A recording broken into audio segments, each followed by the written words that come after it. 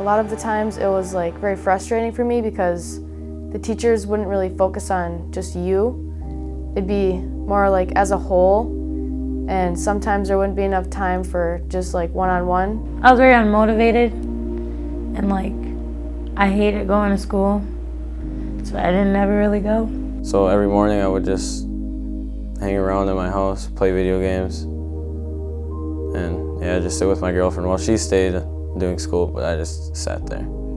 I noticed with myself, like I would feel depressed majority of the day because I was lazy. I wouldn't do anything. Like I didn't feel like I was doing anything with my life, and I wanted to make a change with that.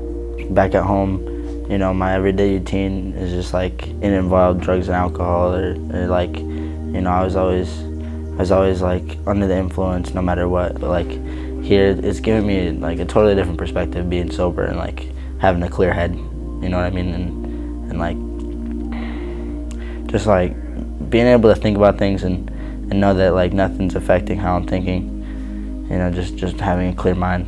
They teach you about like how life would work, like how to deal with things, how to deal with stress, how to deal with working with people. I played a lot of video games and I was really competitive, so I would get really angry like if I was losing.